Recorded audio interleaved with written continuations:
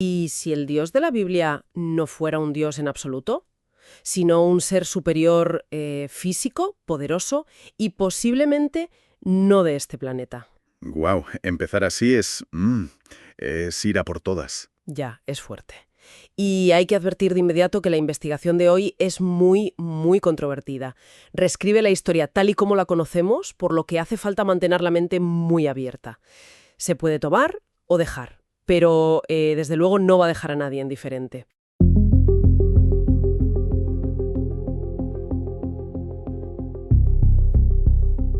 Bienvenidos a Modo Duda, donde cuestionamos la realidad, exploramos lo inexplicable y reabrimos las historias que el mundo creía haber entendido ya. Soy Luna. Y yo soy Teo. Y, a ver, el gran problema moderno que enfrentamos al analizar nuestro pasado es que la sociedad actual acepta de forma bastante dócil la historia oficial. Esa historia contada por los vencedores que encaja a la perfección en las narrativas que resultan cómodas. Totalmente. Es de cajón. Si se encuentra un testimonio antiguo que resulta incómodo o, no sé, tecnológicamente imposible para la época, se descarta con una rapidez pasmosa. Automáticamente se mete en el cajón de la fantasía, o del mito, o de la poesía simbólica. Claro, se dice, es una metáfora y a otra cosa. Pero para cuestionar esa visión oficial de forma rigurosa, necesitamos ir directamente a la fuente de la cultura occidental, que es la Biblia. Pero, y esto es el kit de la cuestión, necesitamos leerla sin los miles de años de filtros teológicos que tiene encima. Exacto. Y para hacer esto hay que tirar del hilo del trabajo de Mauro Biglino. ¡Ostras! Biglino. Tela con este perfil, porque para quien no lo conozca, no estamos hablando de un teórico de la conspiración que graba vídeos en su garaje. Es un ensayista, autor y traductor italiano que venía del corazón mismo de la academia, alguien que trabajaba literalmente desde dentro del sistema. Así es. Su historial es fascinante. Trabajó durante muchos años como traductor de textos en hebreo antiguo. Específicamente, traducía el texto masorético, que es, digamos, la base autorizada de la Biblia hebrea. Y lo hacía para Ediciones San Paulo, que es una editorial profundamente vinculada al Vaticano. ¡Madre mía! O sea, más oficial imposible. Imagínate. Tradujo 19 libros del Antiguo Testamento para ellos. Su labor era hacer producciones interlineales, es decir, palabra por palabra con la mayor precisión posible, para un uso estrictamente académico y filológico. Pero claro, esa relación laboral terminó saltando por los aires. Todo se torció cuando decidió publicar La Biblia desnuda, donde presentaba sus traducciones literales, pero totalmente desprovistas de interpretaciones espirituales. Y aquí es donde hay que entender el cómo.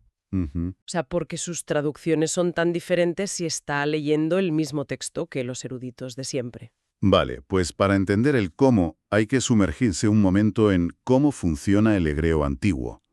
El texto original está escrito sin vocales, solo con consonantes. Y siglos después, un grupo de eruditos llamados los masoretas añadieron un sistema de puntos y rayas, los nikud, para indicar qué vocales debían pronunciarse. Y claro, al elegir las vocales eliges el significado. Exactamente. Al añadir esas vocales, fijaron un significado específico, y a menudo un significado puramente teológico.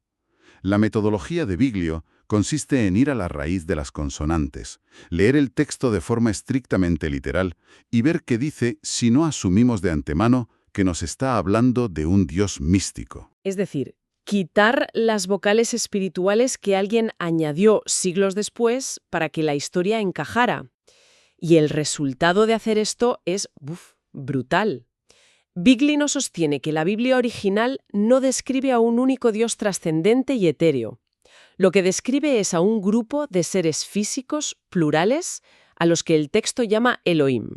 Eso es, Elohim es el núcleo de este terremoto lingüístico. Tradicionalmente, en las Biblias que todos tenemos por casa, se traduce como Dios, en singular, pero gramaticalmente, en hebreo, cualquier palabra terminada en im es plural. Literalmente significa dioses o, más exactamente, aquellos que vienen de arriba. Ya, pero la postura ortodoxa, la de la Academia Clásica, siempre se defiende diciendo que es un plural majestático. Ya sabes, como cuando un rey dice, nosotros, el rey, decretamos esto y lo otro. Es una objeción súper común, sí, pero Biglino la desmonta yendo a los verbos. Si Elohim fuera solo un título respetuoso para una sola entidad, los verbos asociados estarían en singular, pero en muchos de los textos más antiguos de la Biblia, los Elohim realizan acciones y los verbos están conjugados en plural. O sea, hacen cosas en grupo. Claro, negocian entre ellos, se reparten territorios, e incluso el líder de estos Elohim recrimina a los demás. Hay un pasaje tremendo, el Salmo 82, que describe una asamblea literal. El líder de los Elohim está furioso por cómo los demás están gestionando la tierra y les dice explícitamente, «Vosotros sois dioses, pero moriréis como cualquier hombre». Venga ya. O sea, seres divinos que mueren. Eso rompe por completo la teología. Si mueren, significa que tienen biología, que sus células envejecen. Totalmente. Y eso encaja con que el texto, al leerlo literal, los describe caminando, comiendo, sudando y descansando. Pero, a ver, haciendo de abogada del diablo, si son entidades físicas ilimitadas, ¿cómo se explican los grandes milagros del Antiguo Testamento? Porque abrir mares o descender sobre una montaña envuelto en fuego suena a magia divina pura y dura. Ahí es donde entra la reinterpretación tecnológica, que es alucinante. Tomemos el concepto del Kavod. En cualquier traducción moderna, Kavod se lee como la gloria de Dios. Se suele imaginar como una aura brillante, una luz mística, divina. Sí, el típico resplandor de los cuadros. Exacto, pero si analizamos la raíz consonántica hebrea, kaved, significa literalmente peso, algo que tiene una gran masa, algo gravoso. Cuando el Éxodo describe el Kavod descendiendo sobre el monte Sinaí, no habla de una luz mágica. Ostras, habla de un objeto físico. Claro, un objeto pesadísimo. Los textos detallan que este Kavod era un vehículo. Hacía un ruido ensordecedor que hacía temblar la montaña. Levantaba columnas de humo, necesitaba aterrizar en zonas de exclusión preparadas previamente y, lo más fuerte de todo, podía matar a cualquiera que se acercara demasiado por radiación o calor extremo. Madre mía. Es que Moisés tenía que esconderse en la hendidura de una roca cuando el Kavod encendía sus motores, por así decirlo, para no morir achicharrado. Me explota la cabeza. Es que si se piensa fríamente tiene todo el sentido lógico del mundo. ¿Por qué un ser omnipresente, que supuestamente está en todas partes a la vez, iba a necesitar un vehículo pesado y ruidoso para ir del punto A al punto B? O, yendo al Génesis, ¿por qué un Dios omnisciente necesita pasear físicamente por el jardín del Edén buscando a Adán y preguntando a gritos ¿dónde estás? No tiene sentido. Ninguna lógica, a menos que hablemos de un individuo de carne y hueso, limitado por el espacio y la física. Esa es la paradoja clave. Y si avanzamos hacia los eventos de destrucción masiva, como Sodoma y Gomorra... Justo iba a mencionar eso. Siempre se ha contado como la ira divina lloviendo fuego y azufre por razones de moralidad. Pero, a ver, ¿no es súper habitual que las culturas antiguas vieran, no sé, la erupción de un volcán o la caída de un meteorito y dijeran, oh, los dioses están enfadados? Porque hay que asumir que es armamento avanzado. Es una postura súper válida y muy repetida, pero los detalles del texto hebreo apuntan a algo mucho más táctico y dirigido. La narrativa no describe un desastre natural aleatorio. Describe que los emisarios de los Elohim van específicamente a evacuar a sus aliados antes de una detonación programada. ¿Una evacuación militar, o sea? Literal. Y los efectos posteriores hablan de una nube letal que asciende como el humo de un horno, personas que se deshacen en sal, o más bien ceniza. Y lo más revelador, la tierra queda estéril durante generaciones. Las crónicas describen algo muy similar a una detonación nuclear o el uso de un arma de alta tecnología para aniquilar una base enemiga en un conflicto territorial. Una crónica de combate táctico. Y lo que hace que esta lectura sea tan inquietante es que estas descripciones no son exclusivas de la Biblia. Ocurren en el mismo marco geográfico, pero en otra cultura. Como quienes siguen estos temas sabrán bien, ya exploramos en un análisis anterior la figura de Zecarías Sitchin y sus traducciones de las tablillas cuneiformes sumerias. Sí, es imprescindible conectar esos puntos. Sitchin, con su famosa obra El 12º planeta, hizo con el sumerio antiguo un trabajo paralelo al que Biglino hace con el hebreo. Sitchin identificó a los Anunnaki, un término que significa los que vinieron del cielo a la tierra. Y cuando pones los textos sumerios junto al Antiguo Testamento hebreo leído sin filtros, la coincidencia es absoluta. Es casi una superposición perfecta. Es que calcan el perfil, fíjate. Ambos grupos son descritos como civilizaciones extraterrestres. Son físicos, están organizados en jerarquías militares superrígidas, tienen comandantes, facciones rivales, viajan en estas naves ruidosas y, curiosamente, para seres tan divinos, son enormemente propensos a las disputas territoriales. Se pelean sin parar. Totalmente. Se pelean constantemente por el control de puertos espaciales o zonas mineras. Y lo más importante de todo esto, ambos relatos comparten una obsesión central por el control biológico y la extracción de recursos. Porque, a ver, pensémoslo con lógica de colonización. Si eres una especie física que viaja a otro planeta para extraer minerales o cultivar, y no puedes estar en todas partes ni quieres hacer el trabajo pesado, necesitas una fuerza laboral, una mano de obra. ¿Y de dónde la sacan? Buf. Y aquí entramos en la madre de todas las controversias. Génesis 1:26. La frase que hemos escuchado 1.000 millones de veces. Hagamos al hombre a nuestra imagen y semejanza. Otra vez ese hagamos en plural, por cierto. La tradición dice que Dios modeló una figurita de marro, sopló y mágicamente le dio un alma. Pero Viglino analiza la palabra clave aquí, que es tselem. Sí, Tselem es fundamental. Tradicionalmente se traduce como imagen espiritual, pero Viglinio y otros filólogos señalan que la raíz de esta palabra no tiene nada que ver con un reflejo en un espejo o algo etéreo. Significa cortar, extraer o un quid de materia que contiene la esencia. En el contexto antiguo, ¿cómo podía una civilización que no tenía la palabra genética describir el material biológico que contiene la información de un ser? Claro, lo llamaban la esencia material. Exacto.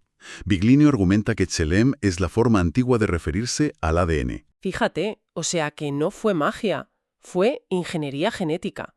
Tomar a los homínidos, que ya habitaban la Tierra, y empalmarles material genético extraterrestre de estos Elohim o Anunnaki para acelerar su evolución cerebral. Crear al Lulu, como lo llamaban los sumerios, el trabajador primitivo o sustituto. Y ojo, que el relato de Eva no se queda atrás. Si leemos la supuesta creación de Eva de forma médica, da verdaderos escalofríos. Es que parece literalmente un informe de quirófano. La Biblia dice que a Adán se le indujo una tardema, que es un sueño profundo. Hoy en día a eso lo llamamos anestesia general, ni más ni menos. Luego se dice que le extrajeron una costilla. Pero la palabra hebrea tsela significa en realidad parte lateral o curva. Espera, entonces no es un hueso. No, se describe una incisión en el costado para extraer tejido blando, probablemente rico en células madre, para poder realizar un proceso de clonación o modificación en un laboratorio y crear una contraparte femenina viable para la reproducción. ¡Guau! Claro, porque clonar a partir de la médula ósea o de células madre del costado tiene muchísimo más sentido biológico que usar un hueso calcificado. Y eso nos lleva de cabeza al famoso Jardín del Edén, o el Jan Edén. Si borramos de la cabeza esos cuadros renacentistas con querubines y ríos de miel, la palabra Gan significa recinto vallado. Un perímetro cerrado y protegido. No era un paraíso vacacional en absoluto. Los textos indican que los humanos fueron puestos allí para guardarlo y trabajarlo. Era a todas luces una instalación física, un laboratorio botánico y zoológico altamente controlado por los Elohim, donde desarrollaban cultivos modificados genéticamente, como las variedades tempranas de trigo, y donde estos primeros humanos eran mantenidos en observación. Me encanta esta metáfora. Imaginemos el Edén no como un retiro místico, sino como una instalación de bioseguridad corporativa, un centro de investigación agrícola altamente vigilado. Y como en cualquier corporación de alta tecnología, hay propiedad intelectual a la que los empleados de bajo nivel, el ganado inteligente recién fabricado, no pueden acceder. Eso explicaría el famoso árbol del conocimiento y el árbol de la vida. Has dado en el clavo. En este contexto literal, esos árboles no son manzanos mágicos. Son el acceso a conocimiento tecnológico restringido y, en el caso del árbol de la vida, muy probablemente tratamientos médicos o genéticos para alargar los telómeros y extender la longevidad. Tecnologías de prolongación de vida que estos colonizadores se reservaban exclusivamente para sí mismos. Y claro, cuando los humanos acceden a ese conocimiento, los expulsan del laboratorio. no por un castigo moral o por el pecado original, sino como una medida de contención de bioseguridad. Literalmente el texto dice algo así como: echémoslo, no vaya a ser que tome también del árbol de la vida y viva para siempre. Es puro control de daños. Y una vez que esa fuerza laboral humana es expulsada, empieza a reproducirse salvajemente fuera de los muros. Y los Elohim se dan cuenta de que necesitan nuevos métodos para controlar a millones de estos humanos. Y vaya métodos. Entramos en la fase más oscura de todo esto. Al multiplicarse la población, los distintos comandantes Elohim se repartieron las naciones. Y aquí aparece la figura de Yahvé. El marketing religioso moderno ha suavizado a Yahvé hasta convertirlo en una especie de abuelo universal lleno de amor. Pero si se lee el Antiguo Testamento sin anestesia, es sobrecogedor. Telita con Yahvé. El texto lo describe sin tapujos como un gobernador militar de rango medio, celoso, extremadamente iracundo y brutal. No pedía que lo amaran en sus corazones, exigía obediencia física absoluta a la facción humana que le había tocado gestionar. Exigía conquistas territoriales de exterminio contra los pueblos vecinos que trabajaban para otros Elohim. Y exigía tributos muy específicos, lo que nos lleva al tema de los sacrificios rituales. Si uno lee el libro de Levítico, se encuentra con manuales hiperdetallados, casi obsesivos, sobre cómo degollar animales, qué órganos exactos extraer, cómo separar la grasa de los riñones y el hígado, y cómo quemarlo en altares de piedra. Uf, qué macabro. Y el texto repite una y otra vez que Yahvé encontraba un olor grato en ese humo. Sentía placer e incluso necesidad de inhalar el humo de la grasa quemada. E históricamente sabemos que en esas épocas antiguas, esto también incluyó en ciertos momentos sacrificios humanos. Pero a ver, aquí hay algo que me chirría muchísimo. Si pensamos con lógica, si estamos hablando de una civilización tecnológicamente avanzadísima, que sabe manipular el ADN, hacer clonación y viajar por el espacio, ¿para qué narices necesitan hacer una barbacoa sangrienta en un altar de piedra en medio del desierto? ¿Tiene sentido que un astronauta extraterrestre dependa del humo de grasa quemada? ¿Era solo teatro psicológico para mantener a los humanos aterrorizados o había un propósito real biológico? Esa es la gran pregunta que divide a los investigadores. Algunos argumentan que era pura dominación psicológica, obligar a los humanos a entregar su alimento más valioso, las proteínas y grasas, para mantenerlos débiles y sumisos. Pero hay teorías mucho más profundas sobre la biología de estos seres. Algunos analistas sugieren que ese humo específico de órganos quemados a altas temperaturas generaba una reacción química, que tal vez sus metabolismos necesitaban atomizar ciertos lípidos o enzimas para procesarlos respiratoriamente en la atmósfera terrestre. ¡Ostras! O sea, una especie de procesamiento químico atmosférico para generar sustento o incluso algún tipo de combustible orgánico. Es muy perturbador, pero si lo vemos como un intercambio comercial, encaja. Porque la relación de Yahvé con los humanos en la Biblia era estrictamente comercial.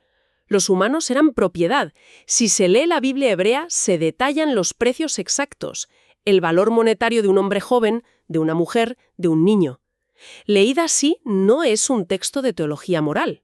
No, en absoluto. Parece un libro de contabilidad corporativa, un registro de las cuotas y demandas de unos colonizadores a su fuerza laboral. Es un enfoque súper crudo, sin duda.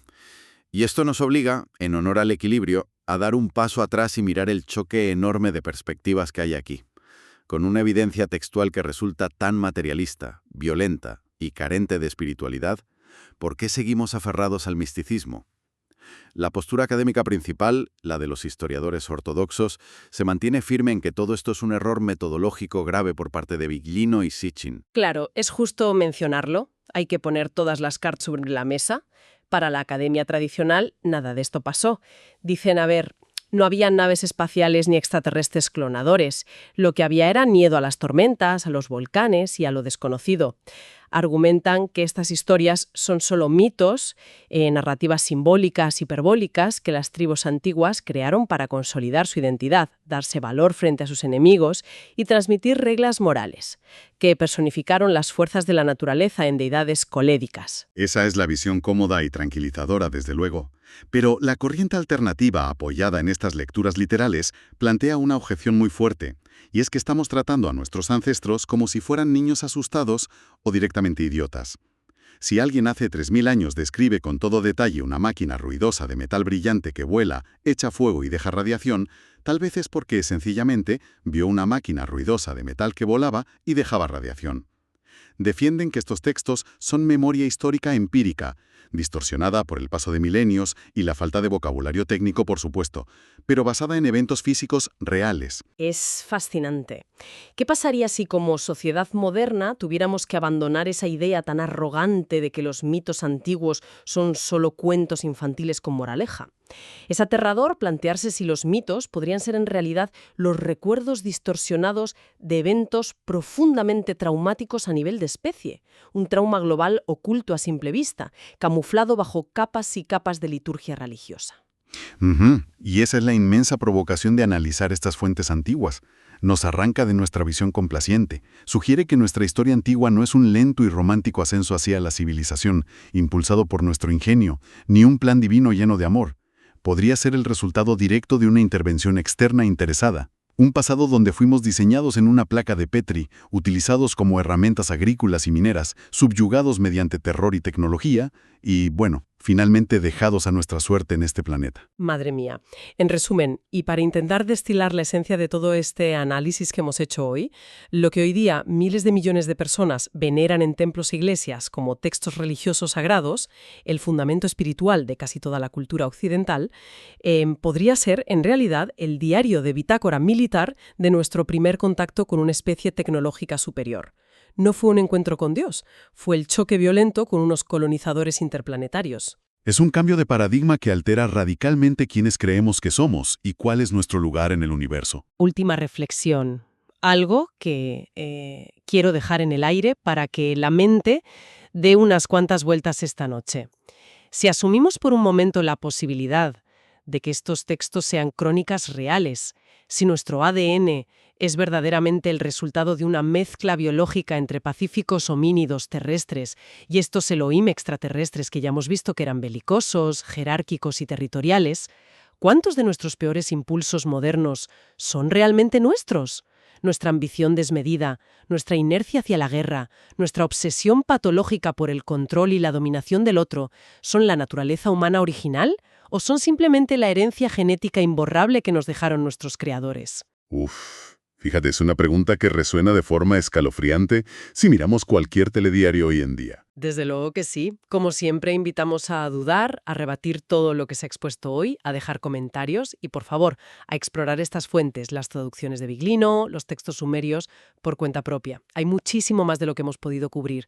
Gracias infinitas por acompañar esta investigación hasta el último segundo. Esto es Modo Duda. No te pedimos que creas, solo que dudes.